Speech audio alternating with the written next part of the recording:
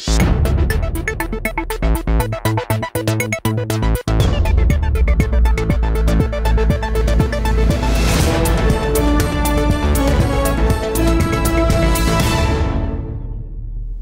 jednom vas pozdravljam iz studija Federalne televizije. Ovo je Dnevnik D. Gost večerašnjeg izdanja je Asim Sarajlić, potpredsjednik SDA. Dobro vam večer i dobrodošli. Dobro večer, Aida, i dobro večer gledalcima Federalne televizije. Gospodine Sarajliću, danas se nije raspravljalo o inicijativi za smjenu ministra Zlatka Lagumdžije. Zašto? Pa jučer na proširenom kolegiju Zastupničkog doma većinom glasova je utvrđeno da ta obavezna tačka dnevnog reda još nije ispunila uslove da bude na dnevnom redu danas, jer ostao je još rok da se Vijeće ministara očituje, krajnji rok ističe za par dana i ta inicijativa će biti na prvoj narednoj sjednici. Šta je, gospodine Sarajliću, sa stavom SDA? Bilo je potpuno različitih informacija vezano za vaš stav o smjeni ministra Zlatka Lagumdžije. Prvo je rečeno da je na kolegiju donesena odluka da se glasa za smjenu Zlatka Lagumdžije, onda je vaš kolega Safet Softić rekao da ta odluka nije donesena. Ima li SDA uopšte jedinstven stav o ovom pitanju? Pa naravno da ima. Kolega Softić nije baš tako eksplicitno rekao, a ja sam već ranije dao izjavu da SDA ima svoj stav po pitanju smjene gospodina Lagumdžije još od prethodne inicijative koju je pokrenuo SNSD. Ako se sjećate u parlamentu i čuvene rečenice gospodina Živkovića, ko da bolju ponudu ili ko da više. Tako, dakle, neupitno SDA je tu jedinstvena, jer SDA će tu biti jednoglasna. Dakle, svi iz kluba SDA će glasati za smjenu gospodina Lagumdžije. Bliže se evo izbori. U posljednje vrijeme česti su susreti delegacija vaše stranke sa strankom, odnosno sa strankom Demokratske partije. Šta je sa socijaldemokratskom partijom? Da li se može očekivati neka postizborna koalicija sa ovom strankom? Ma, nerealno je o tome sad govoriti i prerano. A mi s SDP-om kao i sa ostalima, naravno i sa SBB-om i HDZ-om i sa nekim novim strankama svakodnevno se susrećemo i sarađujemo. Prvenstveno, evo, kad je u pitanju koalicija Domovina i 1. mart u manjem BiH entitetu, a i ovdje, naravno, s SDP-om najviše iz toga razloga što želimo sačuvati stabilnost institucija, želimo sačuvati stabilnost isplata određenih socijalnih davanja. Naš ministar za izbjegla i raseljena lica u Vladi Federacije, gospodin Adil Osmanović, ima velike obaveze, pogotovo nakon ovih poplava u Bosni i Hercegovini. Tako da na tom nivou mi komuniciramo ne samo sa SDP-om, nego i sa svima u državi ko predstavnici stranaka koji obnašaju određene funkcije u ovoj zemlji. Dakle, konkretno možemo ili ne možemo očekivati koaliciju? Ne možemo, mislim, nerealno je sad očekivati. Dakle, posle izbora, naravno, vidjet ćemo izborni kapacitet, kome će građani dati povjerenje, ali SDA sigurno prije izbora neće ulaziti ni u kakve aranžmane, a pogotovo ne sa SDP-om. A zašto onda vaši ministri u Vladi Federacije imaju otprilike iste stavove, odnosno glasaju isto kao oni iz SDA? Pa glasaju o ključnim životnim stvarima, da tako kažem, prvenstveno onim stvarima koje su socijalne naravi i tiču se direktno građana i njihovih benefita koji proizilaze iz budžeta. Ali naravno da se mi tu ne slažemo po pitanju kadrovskih rješenja, ne slažemo se sa vrlo često bahatom politikom SDP-a po tom pitanju i ne slažemo se, i to smo najbolje pokazali na ovim antikorupcijskim zakonima, da smo svojim ustrajnim radom promijenili prvenstveno ono što je SDP ponudio kao prvobitno rješenje tih zakona. Zakoni koji su usvojeni u federalnom parlamentu su zapravo po mjeri i svih nadležnih institucija koje su bile meritorne da daju svoj sud, a po mjeri su i svih građana u federaciji. S kim će onda SDA u koaliciju? Pa SDA je narodna stranka Demokratskog centra, Evropska narodna stranka, i mi smo potpisali jednu deklaraciju sa evropskim narodnim strankama u Bosni i Hercegovini ili strankama koje to žele postati u bliskoj budućnosti. Dakle, mi smo predodređeni da kao stranka narodna u Bosni i Hercegovini pokušamo koalirati sa HDZ-ovima, sa PDP-om, sa SDS-om koji se evo priključuje Ligi evropskih narodnih stranaka, čak i SBB, čujem najave da je podnio aplikaciju u Evropskoj narodnoj stranci u Briselu. Tako da prvenstveno u tom krugu treba gledati neke možda nove koalicije, ali kažem, još je prerano. Izbori su tek raspisani, nije ni krenula kampanja. Spomenuli ste SBB, danas je Savez za bolju budućnost, stranka Fahrudina Radončića, izvijestio je javnost da ima ponuda od SDA kada su u pitanju postizborne koalicije. Šta ste to vi nudili SBB-u? Pa nismo mi nudili ništa ni gospodinu Radončiću, niti bilo kome. Kažem, SDA izlazi sama na ove izbore, izlazi sama na sve nivoje za koje su izbori raspisani u oba entiteta. Dakle, mi jesmo razgovarali sa gospodinom Radončićem i članovima njegove stranke, prvenstveno oko nastupa u Republici Srpskoj. Razgovarali smo o zajedničkoj listi u okviru koalicije Domovina i dakle mi to ne krijemo i nastavit ćemo razgovarati sa gospodinom Radončićem i sa ostalima, ali nikakve aranžmane ne sklapamo ni s kim. SDA ima svoju prepoznatljivu politiku i kao takva izlazi na izbore. Ja ću samo kratko da vas pitam, ovo je dio iz saopštenja.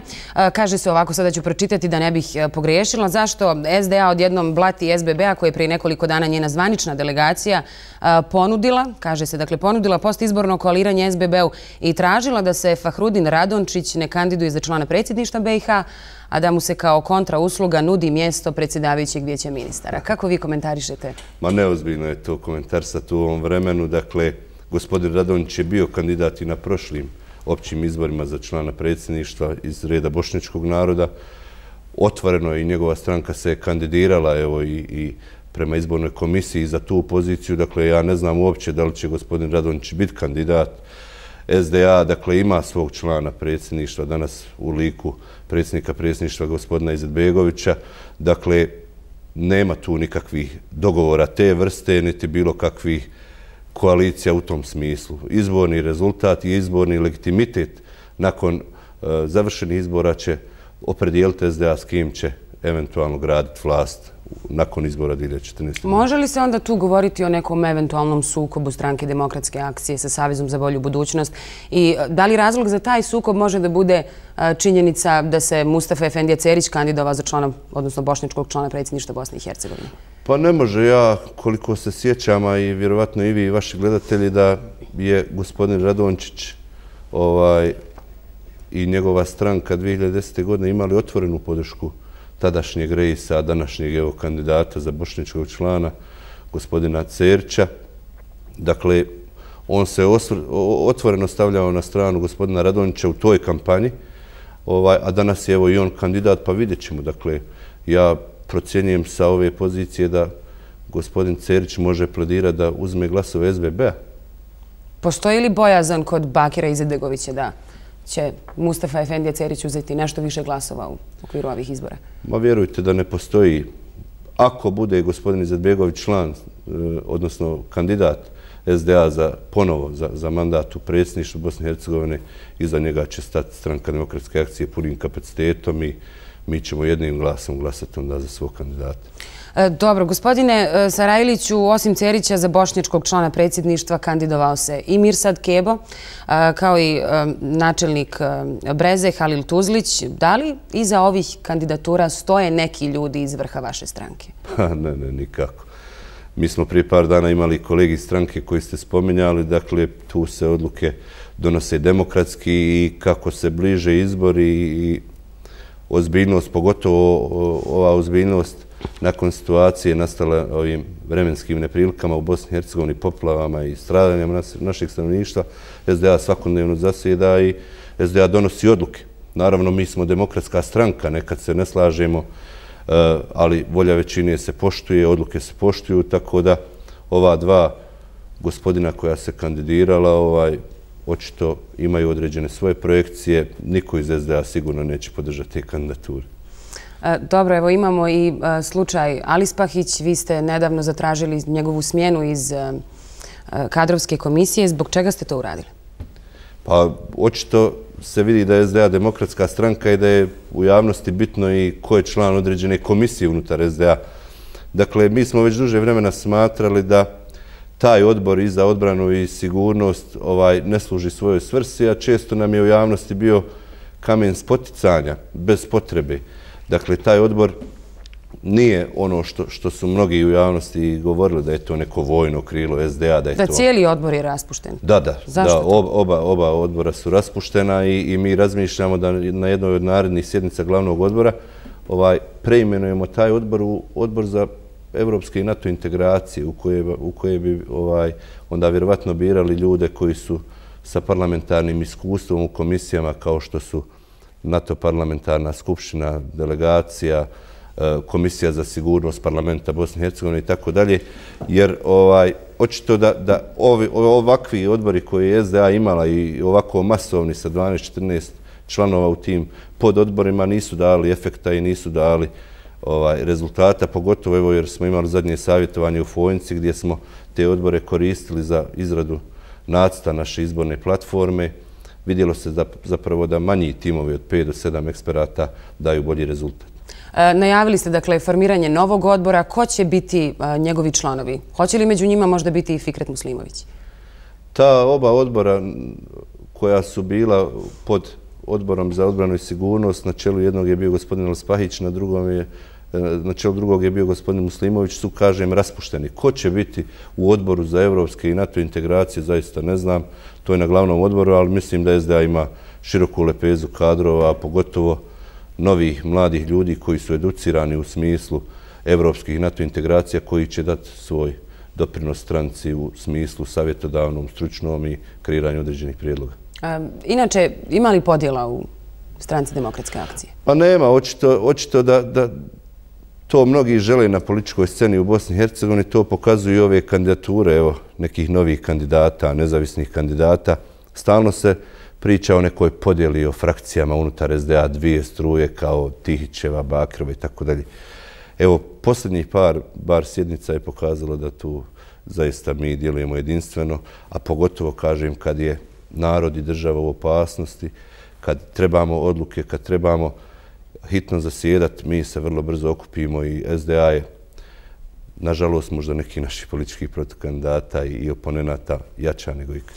Ipak, gospodine Sarajliću, nekih 9-10 članova vaše stranke izrazili su nezadovoljstvo njenim radom i zatražili su hitan sastanak sa zamjenikom Bakirom Izetbegovićem. Naravno, i to je legitimno pravo i taj sastanak unutar SDA se desio unutar organa koji se zovu kolegi stranke, predsjedništvo stranke i mi, dakle, među sobom raspravljamo. Mi nismo neka stranka autokratska koja je okrenuta prema lideru i lider se bezpogovorno prati ili sluša. Jesu li to krupna nezadovoljstva tih članova? Ma ne, nikako. Uglavnom se to radilo o formi kako prijedlog dolazi do realizacije ili kako se u određenom trenutku donijela odluka ili eventualno bojazan nekog ambijenta ili tako revanšizma.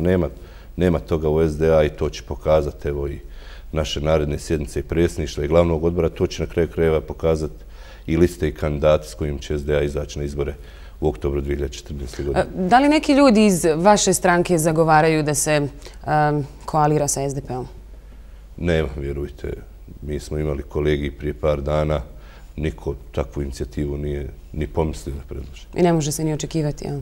Dakle, prerano je govoriti o koalicijama, ali na bazi iskustava ovoga mandata od 2010. godine do danas, pored toliko grešaka i faulova koje je na političkoj sceni u Bosni i Hercegovini napravio gospodin Lagumdžija, predsjednik SDP-a, mislim da će vrlo teško naći sagovornika i partnera da bilo ko u Bosni i Hercegovini koalira s njim.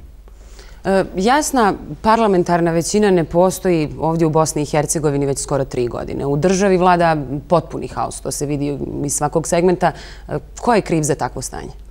Pa ja vas podsjećam da kad SDA ima kapacitet i kad je SDA prva stranka u Bosni i Hercegovini da ne dolazimo u ovakve situacije. Generalno, nesigurnost i stanje na političkoj sceni traje još dublje. Traje od 2006. godine. Mi imamo retoriku neću, ne mogu, ne dam, štitim samo ekskluzivno svoje nacionalne interese. To mora prestati. 2010. godina i neformiranje vlasti, retorika i gospodina Lagumdžije i ostalih aktera na političkoj sceni su zapravo doprinijeli da smo 16-17 mjeseci nakon izbora u oktobru 2010. godine tek dobili državnu vladu, odnosno vijeće ministara. I opet ponavljam, na prijedlog SDA, tada je predsjednik SDA Sulejman Tihić ponudio određeni program i okvir i na bazi toga je formirano vijeće ministara. Da bi prvi zahtjev bio gospodina Lagumdžije da se SDA izbaci iz tog vijeća ministara nakon možda ni godinu dana rada. Dakle, to pokazuje jednu političku nezrelost, pokazuje jednu političku,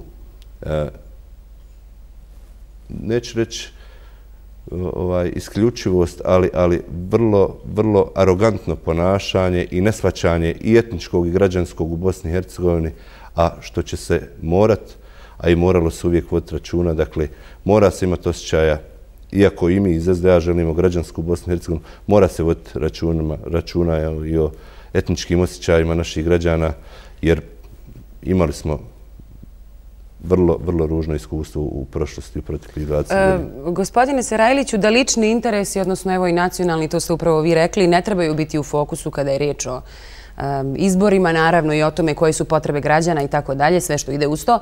Rekao je i gospodin Željko Komšić, gostovao je prošle sedmice u Dnevniku D. Da li se onda po tom pitanju možete složiti pa možda naći neki zajednički interes i zajedničko djelovanje nakon izbora? Pa moguće. Željko Komšić je bio potpredsjednik SDP-a i bio je sigurno jedan od ključnih faktora pobjede SDP-a 2010. godine na izborima. Znate za njegov broj glasova koji je osvojio za hrvatskog člana predsjedništva. Danas je on napustio SDP i napravio jednu novu političku stranku, jedan novi politički projekat, ali sigurno da imamo dosta zajedničkih stvari i stvari oko kojih se možemo složiti sa gospodinom Komšićem. Naravno, opet izborni rezultat će reći svoje, jel? Tačno, to ostaje da vidimo.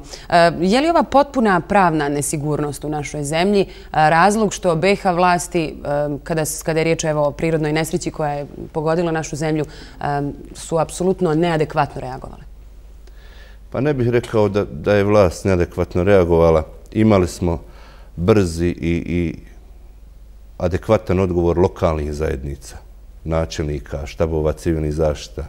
Imali smo možda i prvi put u ovakvim situacijama, poučeni i požarima i poplavama u prethodnih godinama, imali smo i odluku predsjedništva Bosne i Hercegovine koje je ovlastilo ministra odbrane Bosne i Hercegovine da angažuje oružane snage u svakom potrebnom trenutku i zbog toga smo imali ovako adekvatan odgovor oružanih snaga Bosne i Hercegovine i vidjeli ste i vi kroz vaš program, a i ja svakako s vama i svi građani, da su građani u oba entiteta bili vrlo zadovoljni angažmanom oružanih snaga Bosne i Hercegovine. Dakle, to je plod odluke predsjedništva Bosne i Hercegovine i davanja mandata ministru odbrane da upotrebi te oružane snage i naravno prirodna nepogoda je bila takvog obima da i puno veće oružane snage ne bi mogle napraviti veće efekte, ali svakako i građani, a i lokalne vlasti su puni riječi hvali za angažman oružanih snaga u ovoj situaciji. Je li se vama čini da su pojedini političari nastojali da iskoriste ovu situaciju i da se okrenu u svoju korist, da na neki način ove poplave? Pa naravno, uvijek je to prilika za samopromociju određenih i političkih lidera i nosilaca određenih funkcija, ali narod dobro zna ko je uz njega kad je najteže, tako da vrlo jeftini su to poeni i vrlo kratkog daha, tako da kažem da politike tu ne mogu profitirati. Jer građani ostaju sa svojim problemima i danas u Željeznom polju ili u Maglaju ili u Bosanskom Šamcu vrlo su rijetki ti političari koji su prvih dana išli i nudili se ili fizičkom snagom ili nekom pomoći u hrani ili u vodi. Bitno je šta institucije ove zemlje će uraditi za te ljude i ko će najviše pomoći da se ti ljudi, pogotovo ljudi koji su ostali bez krova nad glavom i bez svega što su sticali u ovom postratnom periodu, ko će im na kvalitetan i institucionalan način riješiti prije zime njihovo najosnovnije životno pitanje, krova nad glavom. Dobro, evo, kratko za kraj, sve je u znaku svjetskog fudbalskog prvenstva. Idete li vi u Brazil ili ste i vi odustali zbog poplava?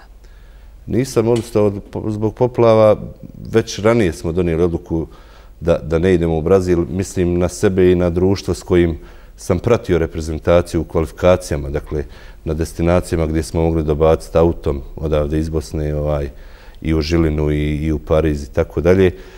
Brazil je ipak predaleko, a domaća zadaća je ovdje prioritetnija, ne samo zbog poplava koje su se nedavno desile, nego i zbog jako puno obaveza koje ja imam ovdje i u parlamentu, i u stranci, i u porodici, tako da ćemo zmajeve bodriti ispred malih ekrana ili sa ovih fan zona ovdje u Sarajevu, a naravno oni su već svojim plasmanom za Brazil osigurali mjesto u istoriji. Možemo evo da se dotaknemo kratko i prognoze, da se malo odmaknemo za kraj od ovih teških političkih tema. Pa ja prvo Papetu i Zmajevima čestitam na ovom historijskom uspjehu i kvalifikacijama na svjetsko prvenstvo. Ipak će to biti zabilježeno u analima. Grupa obećava, vidjet ćemo. Ja bih zaista volio da Bosna i Hercegovina prođe u drugo kolo.